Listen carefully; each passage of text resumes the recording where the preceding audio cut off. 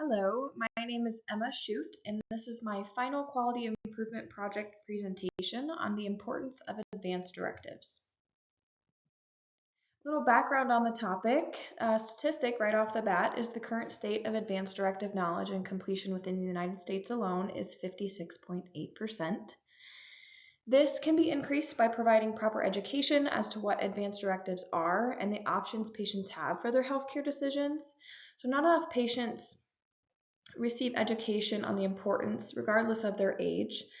As healthcare providers, we need to be able to provide more educational material and the importance of advanced directives, regardless of the age of the patient, because tough healthcare decisions can be made at any time in your life. People typically jump to the conclusion that advanced directives are more important later in life, and yes, that is true, they are important later in life, but they're also very important at any point in life because those tough healthcare decisions can occur at any moment. Currently, patient perceptions of advanced directives are positive. There is some hesitation with completing advanced directives in the younger population. And according to Iowa law, it requires hospital administration and their registration to ask patients when they present to the hospital if they are over the age of 18 whether they have an advanced directive or not. The organizational assessment begins with Mary Greeley Medical Center. This is the organization of where I would implement my process improvement project. They are equipped with strong leadership and have a commitment to patient-centered care, patient education, promotion, and creating change for the betterment of their staff and patients. Educational materials are also available upon request and are reviewed by committees and process improvement teams to ensure their accuracy. The agenda for this presentation begins with my PICO statement, a gap analysis table, an aim statement, and SMART goals, the key stakeholders that this improvement process would affect, a key driver diagram, ethical considerations, my action plan, data management and informatics importance, and the current conditions analysis and team evaluation. My PICO statement, my population, it is adults receiving care within Mary Greeley Medical Center 18 years of age or older. Implementation of a structured advanced directive education and completion process that would involve the EHR charting. Advanced directive education and completion are inconsistent and not standardized currently. And the desired outcome is a 60% increase in patient awareness and completion of advanced directives within 2 fiscal years. This is my gap analysis table that I have used for this entire project. Potential best practice is education on the difference between 2 types of advanced directives. The current practice includes PDF files are present within education on difference between the 2 types, so there's no practice gap there. Following up with patients to make sure they understand how to complete an advanced directive is an important step. Current practice is when patients present to the hospital registration, Iowa law requires them to ask if over the age of 18 if they have a current advanced directive. So there's no practice gap there. Patient perception is positive and cooperative, so there is no practice gap there as well. And patient awareness in the United States, the percentage should be between 90 and 100% of patients over the age of 18. The current is 56.8%, so there is a practice gap there. And ways that we can help increase that are feasible is patient education, because currently patient education is not of importance. And healthcare professionals need to be educating patients regardless of age of the importance of having an advanced directive. My aim statement is to increase awareness and completion of advanced directives by 60% within 2 fiscal years. This can help ensure that individuals and their healthcare preferences are clearly documented and respected in the event they are unable to communicate, thereby improving patient-centered care, reducing family stress, and supporting ethical medical decision-making.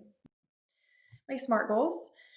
The S is to support patients in completing advanced directive forms during admissions. My M is to achieve a 60% increase in completion. The A, it's attainable, it's to train staff, simplify forms, and utilize EHR prompts to initiate conversation.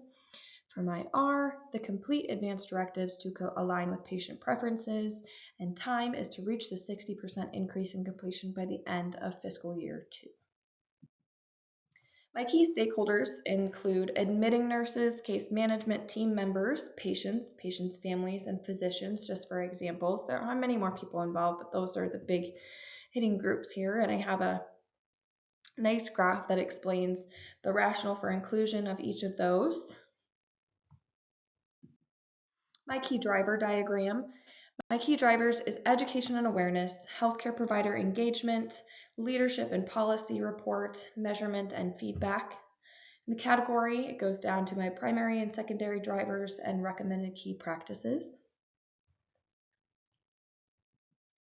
Ethical considerations is informed consent. Patients must feel free to decide whether or not to complete an advance directive without pressure, and information for them must be clear and understandable in order to make an informed decision. We also need to respect them for their personal, cultural, and religious beliefs. We need to honor diverse beliefs about end-of-life care and decision-making, and materials must be in multiple languages as well. Privacy and confidentiality is another ethical consideration. Information is to be stored securely in the EHR, and patient decisions are to remain confidential. Equity and accessibility. Ensuring staff understand educational level, health literacy, cognitive ability, and any disabilities that could play a factor in the ability to make those decisions among patients. Accuracy and clarity. Educational materials must be up to date and evidence-based, just so we are able to provide the most important information for our patients that is also backed by evidence. Legal and policy compliance. We need to adhere to state and federal laws regarding witness requirements and patient rights when it comes to signing advance directives. And transparency and open communication. Patients are informed as to why the organization is emphasizing the importance of advance directives, and provide opportunities for patients to ask questions they need for possible clarification on the importance or what it all entails. My action plan. The plan is to assess the current state of advance directives, collaborate with nurses, social workers, and physicians to prompt consistent process improvement. Data will be collected by utilizing documentation in the EHR, is collected monthly and reviewed quarterly to determine effectiveness. Specific objectives are assessing the current state, collaborating, and reviewing to determine effectiveness. Baseline data is critical because it provides me with a clear understanding of the current level for a comparison point to measure effectiveness and possible improvement measures. For doing, there will be staff education through in-service sessions for nurses on how to accurately document advance directive conversations with patients. And a lot of nurses don't fully understand what an advance directive is, so that is also part of the education.